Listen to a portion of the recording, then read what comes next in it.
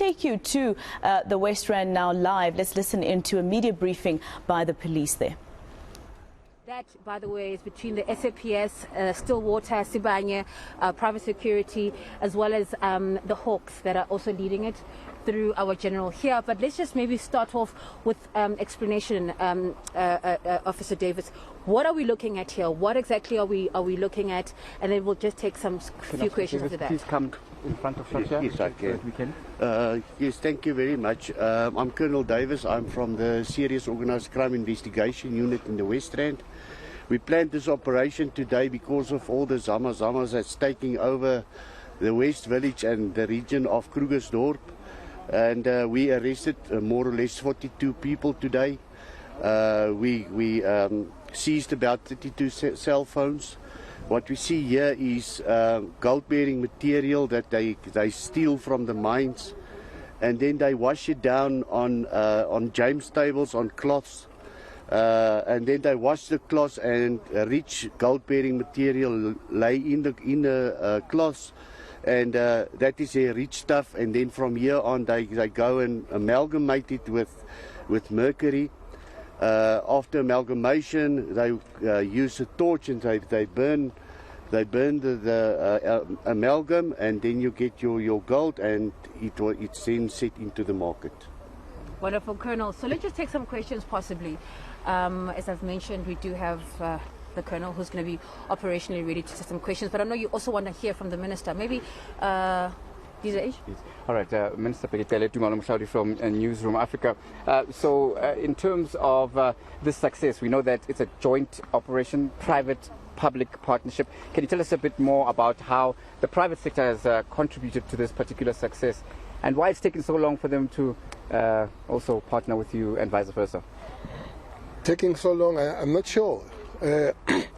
We have had a bigger operation than this in a place called Orkney, where the private security companies, the special task force, the police, both, as you can see today, even the birds, the helicopters here is a mix of private and the South African police, and on the ground is a mix of our special forces led by Hawks today, by the way, and the private security companies. You know that this thing has been primed by the criminality. This is beyond what the Colonel has explained here. You know what happened to our kids here. We need to find those people. But these operations is not just to respond to that, is to, going forward, have to make sure that we stop it. And people here come back to live their normal life. Speaking to the business here, they say this the cutting off electricity, load shedding, for them is a permanent feature because these guys, they steal the copper lines and other everything. They are armed. The guys here, I have really spoken to them. We need to find those arms and all those kind of things. It's a serious criminal operation. What is worrying? You see very young people from Mozambique, and I don't know if those guys, at their own, they find their way down here. Does look like there is some form of human trafficking and all that. I was saying maybe we are doing enough on the ground level, on the ground forces. We need to go to upstairs. We need to really find the bosses, because these guys, as you can see them, nothing tells you that they are gold. Nothing tells you that they are gold. So somebody's golden somewhere. So we'll have to really move. What we don't need to do now, we don't have to stop. We need to keep rolling with these operations in all these 4 problematic provinces. Keep rolling on them and just put the authority of the state and make the people live normal. Right. In terms of the procedures, because you said, highlighted as well, there's some of them quite young, underage.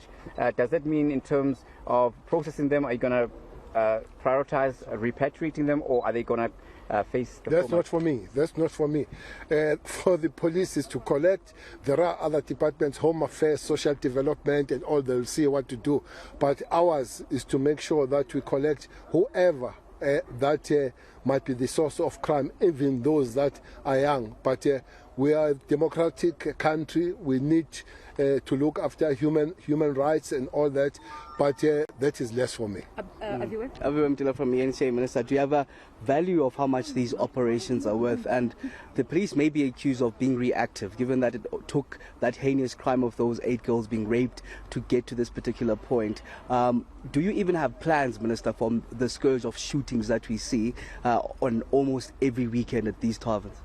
Aviwe, if you say reaction, I've just explained to say these operations have been going on. Maybe it's you that you did not know about this operation. Even underground, at one time in Orkney, we took 8 hours underground. There was a badly fights underground and all that. Velcom, where we started with real of these teams that were operating 2 years ago in Velcom.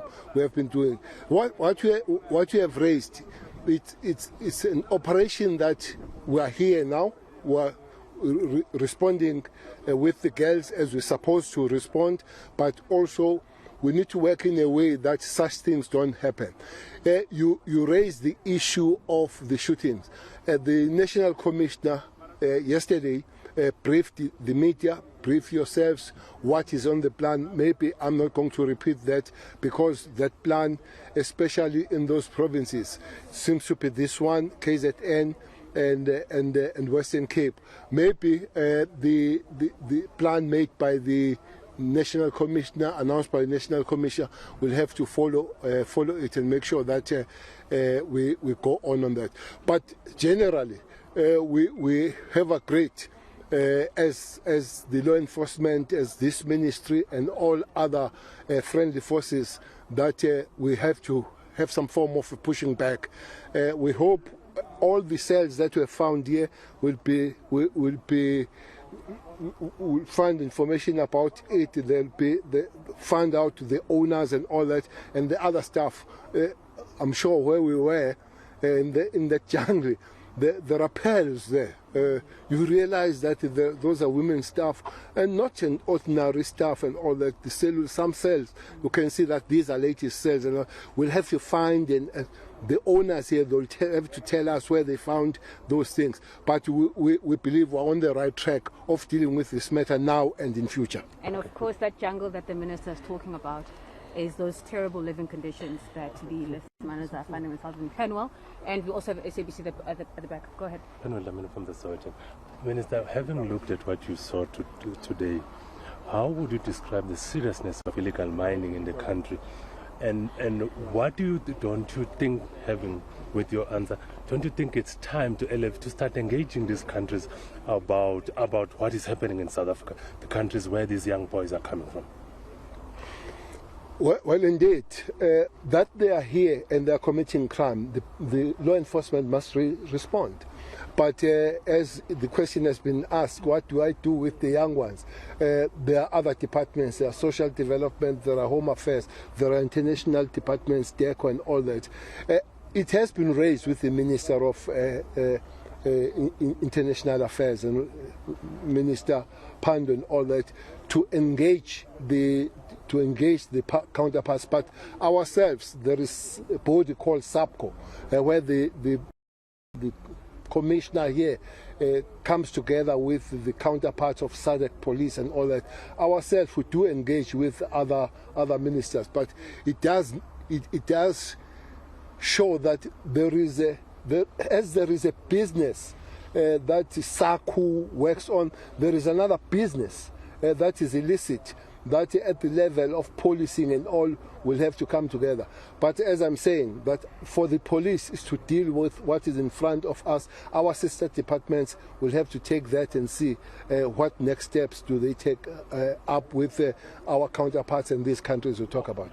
How bad is the situation? It's definitely bad, no doubt about it, especially on some 4 provinces, would be Gauteng, Free State, I think Mpumalanga and Northwestern Limpopo. There are 5. There are 5 these provinces. It's bad, but here, as you can see. But what is worse is when they go beyond this criminality.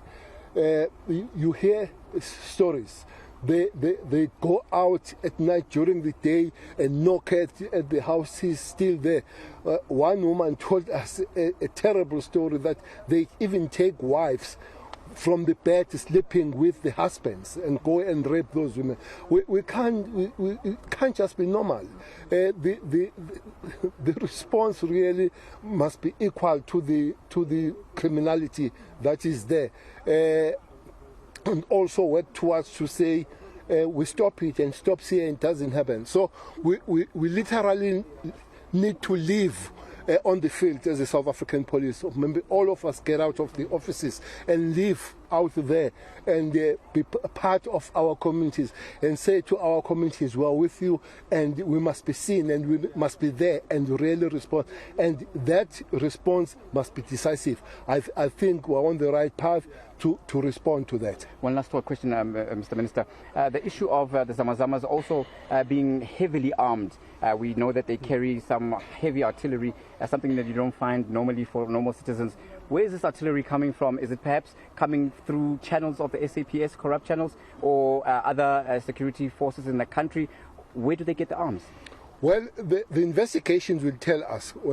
If you say channels of the SAPS and all that, SAPS don't have AK-47s. They've got AK-47s. Maybe when we arrest and find them, they'll tell us, most of them, they come from Mozambique. We hope that some of the guns will be coming from there and other countries. But let's leave that to investigation. Let's find this. What we agree upon is that there is lot of guns here. There was a good success where we found, maybe you can tell the story how we found the woman that put about 500 rounds of ammunition and put a baby on the back. Those are operations that police do, and those are answers, are successes that, and they are not known, and everybody comes to say we're doing nothing. When you take 500 bullets in between the woman and the child, that's a good operation, and they chase in that particular village and found more and more bullets. That aunt is arrested. They were hunting the husband. So there is a lot that is not seen. In prevention, just imagine what those bullets would have done. What happened in Plaza in Maranhill?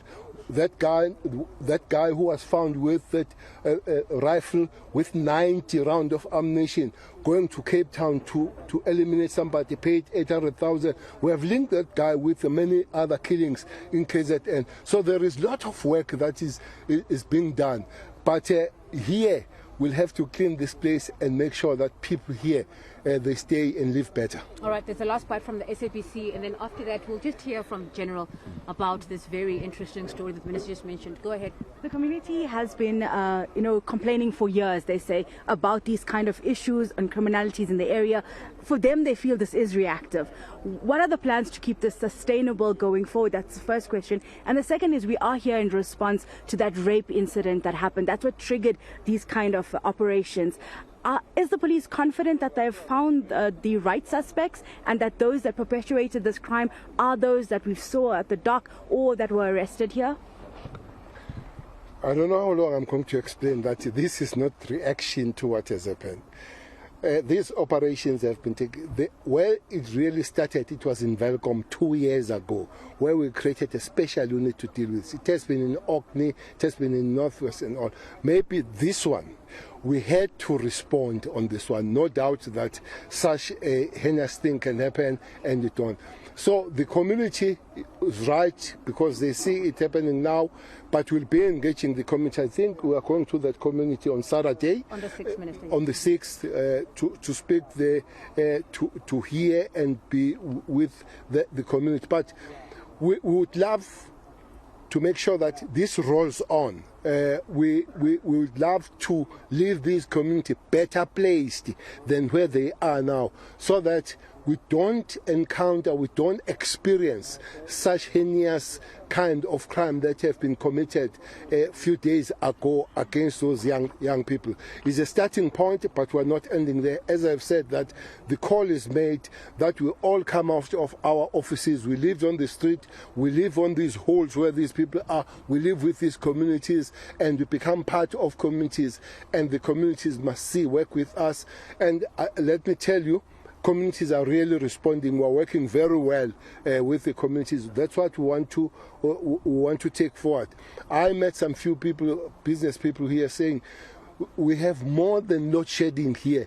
The criminality keep our shops, keep our garages dark and all that. These guys, they don't even come to steal these things. They come with the guns and they displace people and they take over and all that. So these guns need to be found. These criminals need to be found.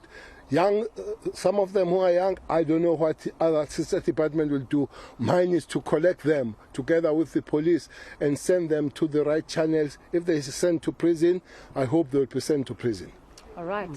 General, can you just take us through some of the successes? Yeah, thank you very much for the opportunity. Once more, as you can see, this operation, it's within the mine precinct. So these guys, they are running a parallel operation. And surely they are running this operation freely through intimidation, intimidating the owners of the mine. You understand? So that is why we decided that we need to up our game. And as you can see here, these guys who are processing these things are not digging this here. It means somebody is bringing this stuff to them for processing within this precinct. So what does it mean to all of us? It means that it's another level of operation. Hence you see now this operation is led by the DPCI. Previously, we have been conducting this operation, disruption operation through Operation Okai Molau. We are removing a lot of pendukas, the equipment used by these zamazamas. You remove today, tomorrow they are back, they are operating, they are resourced, highly resourced. Then you begin to ask yourself a question, where do they get these things from? That's when now the DPCI come in so that they deal with the whole value chain of organized crime. And they're doing exactly that. Some of the success stories which the minister was just alluding to. We're in Bekkersdal, operating there as normal. Member of the community said, hey, you know what, there is people who are selling arms and ammunition here, but they're using this woman to deliver. This woman, she's from Lesotho. She take all the bullets and whatever, she carried them at her back, put the child on top. And then she's delivering. The people, they put orders to the husband. The husband was not close by. And then this woman, she's doing these deliveries. So we have to body search that woman accordingly, according to the prescript, not us, but the other women who can deal that. And then that's where we find that, hey, this woman, she's just a walking delivery person who's delivering this ammunition. So these are some of the success stories when we do this operation. But surely you have seen in Gauteng we have been conducting this disruption operation, but it was at the lowest level because we're disrupting, arresting these small fishes, removing their equipment and so forth. But now there is parallel operation run by the DPCI and more is still to come. More is still to come, whereby they are going to deal with the big guns who are managing these operations. General Mtila from Newsroom Africa. Just a question. When you launched the cadets here in neighboring Kagiso, a promise was made that sector policing would be improved. We know resourcing is the problem. However, the community still complains that the police are allegedly complicit with some of these criminal activities and criminal syndicates. What are you doing to root that out, and how are you going to ensure that Kagiso, which seems to be a problem area, is turned around along with other problem areas in Gauteng? Yes, we do have operations, but at times, we look at the risk associated with the operations. Some of the operations, the local police station, they cannot deal with it for obvious reasons. They are not having those kind of resources which they can deal with that kind of a threat. So on ad hoc basis and based on the intelligence we have accumulated, that's when now we arrange a bigger operation, the high density operation to can deal with those things. And we continue to do that. If you can check our Operation Okai Molau for the past month, it was mostly around this particular area. And it was based on the hue and cry of the communities. They raised these issues with us. So every Saturday, Thursday, we've been coming here, and we had a very good operations. We recovered a lot of firearms and so forth. Some of your colleagues from the media, they were part of those things. But we intend to continue with that, sustain. We'll hop around. The problem is not only in West Rand. You know, you have your Ekurhuleni having its own challenges. You have your Johannesburg, you know, that area of Rulepoor, the Matholeville, you have those kind of challenges. But we'll hop around. Some of the operations are of that nature that the local police station cannot deal with it. So it needs us to can up our game. At times, I will have to call to the National Commissioner to give me more resources so that, you know, we deal with the threat on the ground. But we will continue, we'll soldier on. If you started last year, if you started 2 years ago on this operation, you surely by now must have an idea who's the buyer. No. You see, the DPCI, they are dealing with that value chain, and some of the operations which they are busy with, they don't find its way on the media space. I recall there was a time, I don't know, it was sometimes last year, we were dealing with another big person who was running the operation here in the West, in the West Rand. General Kadwa can talk about that thing. So that is another operation which I am not going to divulge, especially for the public, because of DPCI, they are working on that one. They're dealing with the whole value chain of the organized crime. But we, from the uniform branch, we ensure that we continue with our disruptive operations. General, how would you rate the success of your operations, given that you do them almost on a weekly basis, but the quarterly crime stats that we're seeing are painting a bleak picture of lawlessness that's really out of order? Shouldn't you be considering other alternatives to grapple with crime?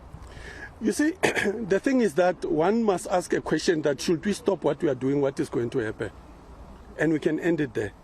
And you look at the number of criminals, the number of guns which we are removing from the streets. If we all decide to can go and sit at home and say, no, we are not doing this thing, surely the community or the citizens of Gauteng, they are going to be on their own. What we are doing, Gauteng, we know, no doubt about it, that is the main contributor of our overall crime stats in the country. You understand? So, no doubt about it, Gauteng contributes big with everything. COVID big, economy big, crime big. Everything is big in Gauteng. But should we stop doing what we are doing, the citizens, they are going to be on their own.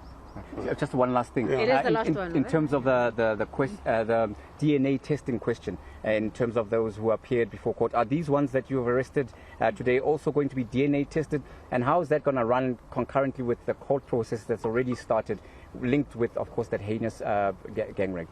You know, fighting crime is an ongoing thing. So all those things you are talking about, the DNA, is our processes when we deal with criminals. You understand? You arrest a criminal, you take the fingerprints, you take the DNA, you take the buccal sample, you take all those things. So it's a process which we embark on. The minister spoke about this thing so that he made the citizen to understand what is going to happen moving forward with those ones we've picked up during the weekend. Colleagues, that was the last one. Well, all right. Thank you, General. All right, General Ellis Mawela, followed by the Police Minister Peggy Cele at the West Rand mines of Sibanye-Stillwater, as they've arrested at least 42 people and also recovered some 32 cell phones that they say they will be investigating just to try and also get closer to who caused the gang rapes that we saw just a few days away. Heinous crime that they say the majority of those that are arrested here are Mozambican nationals, very young, some of them 12 years old.